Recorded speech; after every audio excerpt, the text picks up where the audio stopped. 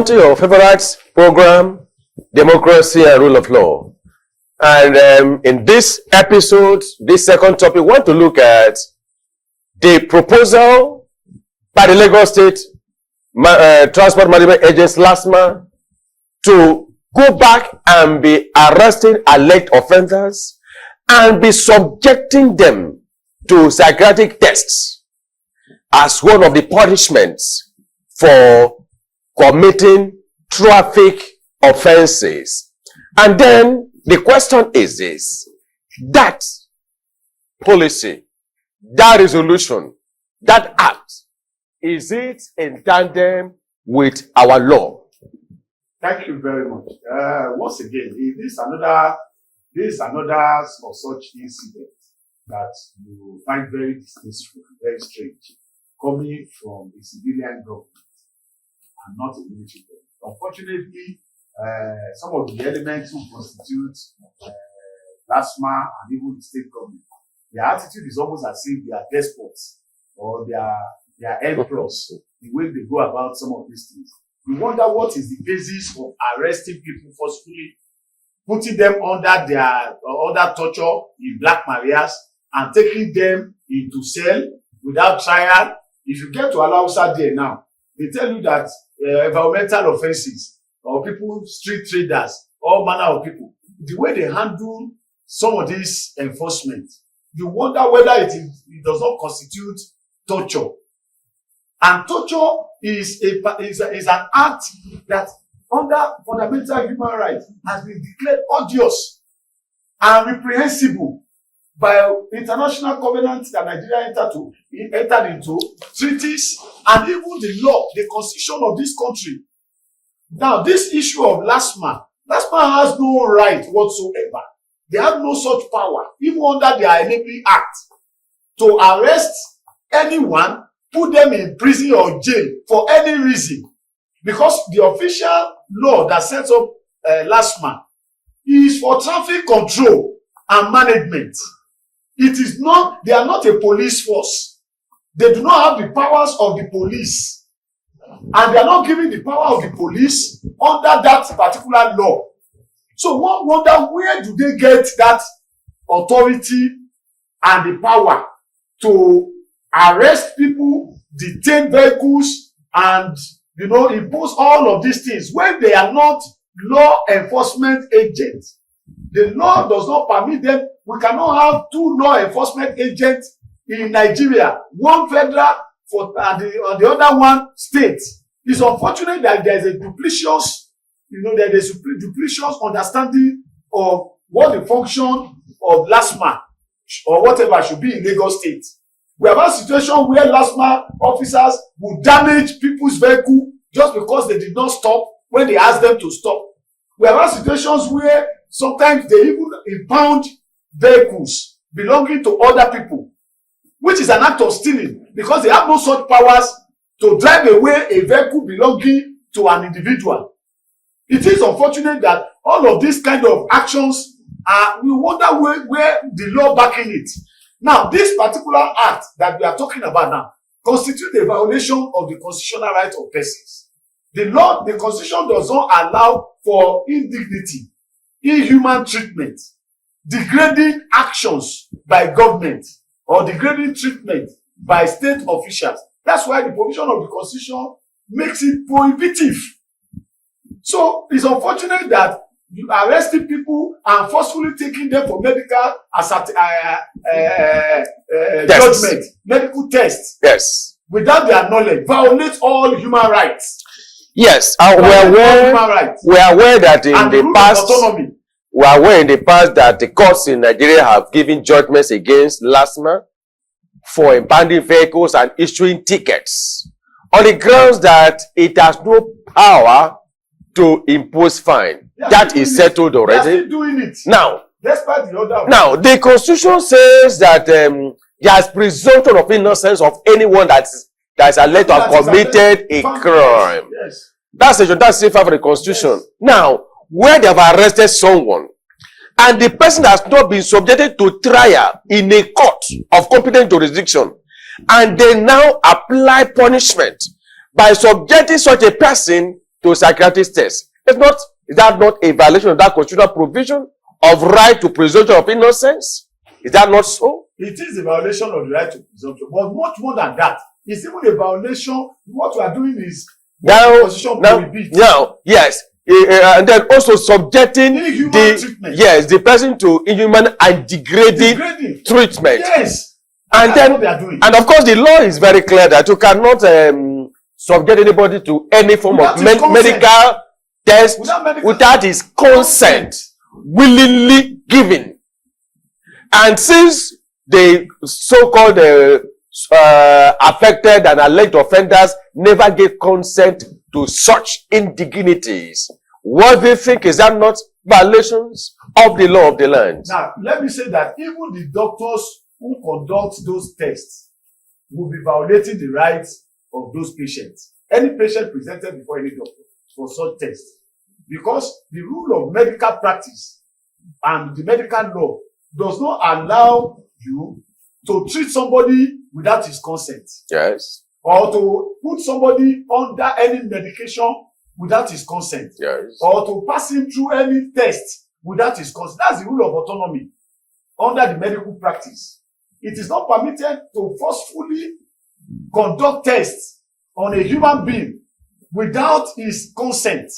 And the earlier the Lagos state government withdraw this particular directive or whatever they call it, the better for that government.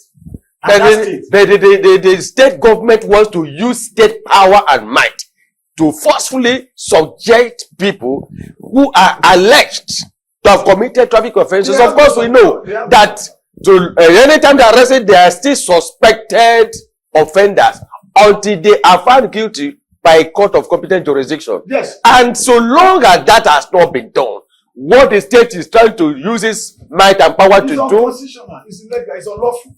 It's obnoxious. It's null and void. There is no law that can support those actions. And then if for any reason they decide to go and come up with any state law that may want to give teeth, legal backing to that policy, do you think such a law, if eventually passing at all, will stand in view of the clear provisions of the Constitution? Obviously, those laws will be inconsistent with the Constitution and they will be shut down by the courts. Unfortunately, in Lagos State, our the judicial system in Lagos State is such that has been almost compromised, especially when it relates to state government.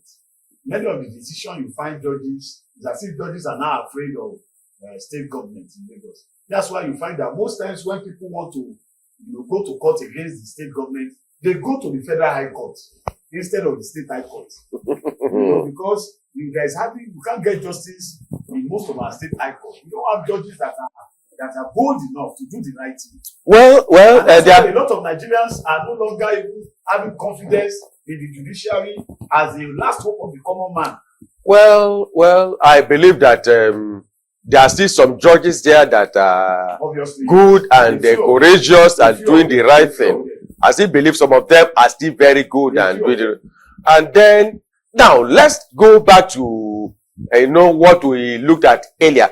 In his lifetime, the late Muhammad Buhari, the president of Nigeria, came up with Executive Order 10. And the purport of that order was that the Federal Accountant General should pay monies meant for state judiciary direct to them, yes, and also to state legislatures to ensure true independence so that the judges at the state level can work, perform their duties without fear or favor. But then that Executive Order 10 met with both, approval and disapproval from both sides of the Great Divide. Those in support say yes, that where the judges at the state level are not under the beck and call of the governors, they do not have their sustenance, their salaries and everything from the governors at the state level, that it will be good so that the judges can do their Free to works, do their job. yes, and be truly independent. And the same thing applying to the state's House of Assemblies. But those that are against that proposal, cited section 121, 1 and 2 of the Constitution, that the federal government going directly to release funds to the state judiciary and state House of Assembly when these are agencies of the state, that it brings up constitutional issues. So, the late president, in the bid to ensure independence of the judiciary at the state level, tried to come up with an executive order. And at the end of the day, the governors forum were opposed to that. And eventually, it was never implemented. Even though the then Attorney General of the Federation was insisting that it was sacrosanct and was implemented. Now, do you think that something needs to be done to ensure a true independence of the judiciary at all levels, both states, both federal, and all? What do you think? Yeah, thank you very much. I think when we are talking about the independence of the judiciary, it is very, very interesting to know that it is not the governors or the president that have put the judiciary under control. It is the judiciary themselves, the judges themselves, that have submitted their authority to politicians. That is the sad part of it. Because if you look at the laws, the funding of the judiciary under our constitution, they still have the first line of priority under the constitution. And their money is paid directly into the consolidated revenue fund. Yeah. The governor has no right to that money, technically speaking.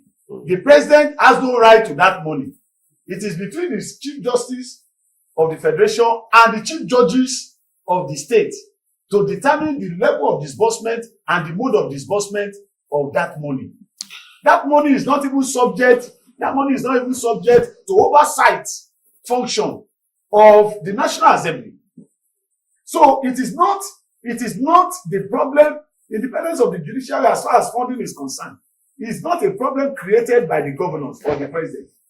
Unfortunately, it is the judiciary that have not come to terms with its own powers, that have not come to terms with what should be the jurisprudence behind their judgments and the orders that they make. Whether it should be protective of government and politicians, or it should be in public interest to protect the rights of persons. And I think that's the dilemma the judiciary has in Nigeria of today. The judiciary has to decide whether their function is that of regime protection, to ensure that every action of government is protected by their judgment, either through negative judgment or through manipulative or mechanistic judgment, the way we are having it now. Or they are going to stand on the truth and ensure that where there is a violation of rights, those rights are protected, especially when it comes to rights of the citizens. So it's a thing that the judiciary themselves must sit down and look at themselves, evaluate their performance in the light of public interest, whether they want to follow the idea of public policy or public interest. And I think that's where the judicial or the jurisprudence lies. The jurisprudence that we are practicing in Nigeria today is that our judges believe that that their function is that of public policy, to ensure that every idea of governance and the government is protected and government is not embarrassed, that the governor is not disgraced. Okay, but it's not about disgracing the governor. It's not about fighting the governor. It's about the protection of the rights of the people. And I think that's where we have this problem. There are a few judges who will still give judgment against any governor or any president, no matter who that president is. But there are still a lot of judges that are timid, who will not give judgment against the governor of a state, who look at it as a political issue. We're having a situation where even judges today identify in social gatherings with politicians, sit down with politicians at parties. We have seen it happen over and over again in this same country of today. We have asked, how do you now expect such judges to give judgment against those governors? So I think that's where the problem is. And then also the recruitment of our judges. Quite a number of judges are coming or recruited from the Ministry of Justice. And that's a minus for our bench, because a lot of those judges have a civil service mentality to the function of to their function as judicial officers. And I think that's where the problem is. And that's why we're going to draw the curtain today.